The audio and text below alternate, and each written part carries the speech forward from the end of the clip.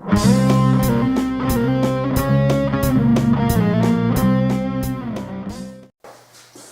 à tous, me voilà pour ce second Culture Math Éco sur les dimensions. Alors, la première question qu'on va se poser ici, c'est qu'est-ce que c'est qu'une dimension? Pour vous le faire comprendre, je pourrais par exemple vous donner une définition mathématique. On appelle dimension dans l'espace vectoriel le cardinal d'une base quelconque de ce même espace. Hein? Mais je comprends rien à ce que tu dis! Ouais, je me doutais bien que ce serait pas très efficace. En fait, dans le langage courant, quand on parle de la dimension de quelque chose, on veut souvent désigner sa taille. Mais en mathématiques et en physique, c'est légèrement différent. Lorsqu'on parle de la dimension d'un espace, on veut dire le nombre de directions distinctes dans lesquelles on peut avancer dans cet espace. Par exemple, dans cette pièce, a priori, je peux avancer dans 3 directions différentes. J'ai ma première direction qui est tout droit, donc avancer ou reculer tout droit. Ma seconde direction qui est sur le côté, donc à droite ou à gauche sur le côté. Et puis ma troisième direction qui est en haut ou en bas. Et à partir de ces 3 directions, on peut définir n'importe quel point de l'espace de cette pièce. Et mec, mais ce que tu dis, ça veut dire que dans l'univers, il n'y a que 3 dimensions? Ouais ben non justement.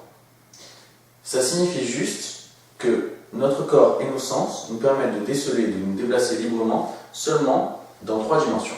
Mais c'est pas parce qu'on voit que 3 dimensions qu'il n'y a que 3 dimensions. Par exemple, sans avancer ni reculer, ni aller par là, ni aller par là.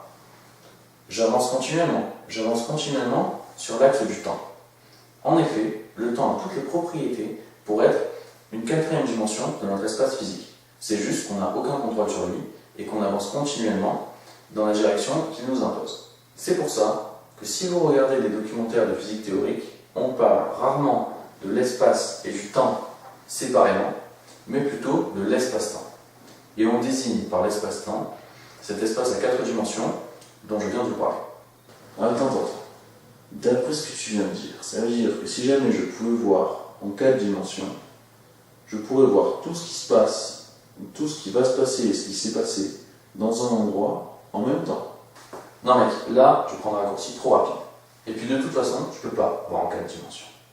Et même si quelqu'un voyait en 4 dimensions, rien ne garantit pour autant que sa vision pourrait se déplacer librement dans le temps.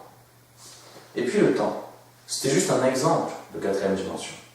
Parce qu'en réalité, je suis sûr qu'il existe dans notre monde physique, dans notre univers, des dimensions étranges que nos sens ne nous permettent pas de déceler. Sans parler du fait qu'en mathématiques, on peut très bien imaginer des espaces avec une infinité de dimensions.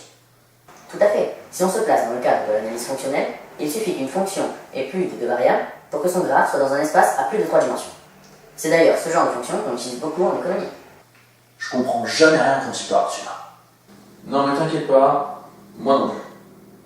Enfin, pour revenir à la physique, en vérité, on ne sait absolument pas combien il y a de dimensions dans notre univers.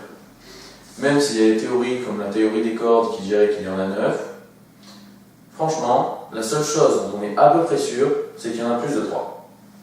Ok, bon, 2, 3, 4, 9 dimensions, mais pourquoi tous les espaces auraient forcément un nombre entier de dimensions? Franchement, d'un point de vue physique, du peu que je m'y connais, des espaces à 1,5 ou 2,5 dimensions, ça me paraîtrait vraiment bizarre. Par contre, en mathématiques, ça existe, notamment en géométrie fractale.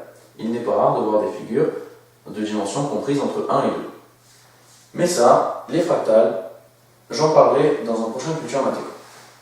Bon voilà, c'est tout pour cette vidéo. J'espère vraiment que ça vous a plu. Si c'est le cas, n'hésitez pas à aimer cette vidéo, à vous abonner à ma chaîne et pensez à aller jeter un coup d'œil aux autres vidéos que j'ai faites. Il y a des trucs pas mal.